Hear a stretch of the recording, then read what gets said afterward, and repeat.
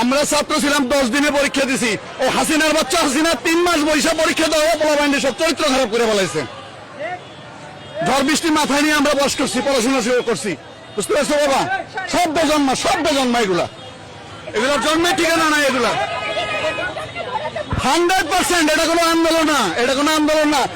ছাত্রলীগ, ছাত্র শিবির এবং অন্যান্য দল এনসিপি সব মিলে এখন গভর্নমেন্ট একটা ভল পজিশনে ফলাইতে যাইতেছে এই আন্দোলন করে, আন্দোলনের নাম দিয়া, আন্দোলনের নাম দিয়া।